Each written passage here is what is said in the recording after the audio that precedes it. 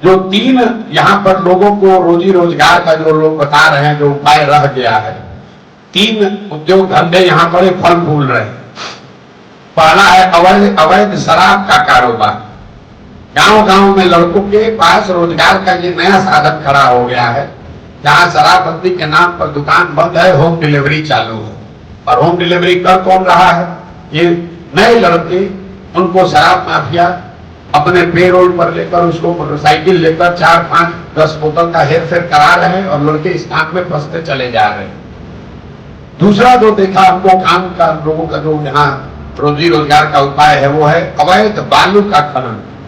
अभी हम इमामगंज से आ रहे हैं, तमाम जनता कह रही है कि इतना बालू का अवैध खनन हो रहा है, भैया पानी का जल स्तर नीचे चला गया, किसान को सिंचाई के लिए पानी नहीं मिल रहा।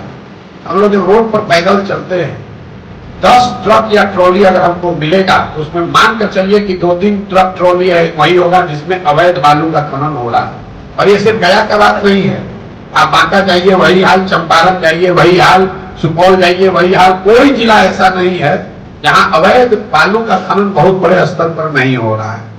और तीसरा एक और यहाँ माफिया जो नया शुरू हो गया, जिसकी चर्चा कम हो रही है, वो है अनाज माफिया। ये जो प्रधानमंत्री गरीब कल्याण योजना चल रही है, इसमें लाभार्थियों को 5 किलो अनाज प्रति माह मिलना है, लोगों को अनाज 4 किलो ही मिल रहा है। ये 20% की जो चोरी हो रही, कहां जा रहा है पैसा?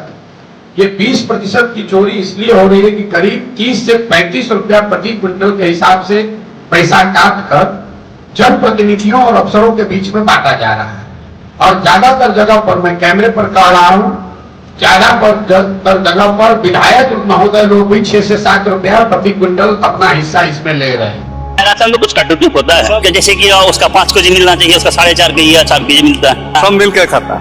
और ये अनाज को जो पैसे में कन्वर्ट करने का सिस्टम है, भाई जो अफसर पैसा ले रहा है, जनप्रतिनिधि पैसा ले रहा है, अनाज तो ले नहीं रहा है। तो ये हर जिले में ये अनाज के नए माफिया पैदा हो गए हैं, जो इस अनाज को एक तरीके से इकट्ठा करते हैं, उसको पैसे में कन्वर्ट करते हैं, कुछ पैसा अफसर और जनप्रतिनिधि तक पहुंचाते हैं, कुछ खुद का रखते हैं, और फिर उसी अनाज की रिसाइकलिंग करके फिर उसी लाभार्थी को अगले साल, अगले महीने फिर उसी अनाज को बेचा जाता है। ये तीन जो उद्योग फल फूल रहे हैं, शराब माफिया, बालू माफिया और अनाज माफिया, इसको अगर आप छोड़ दें तो कहीं कोई रोजी रोजगार है नहीं।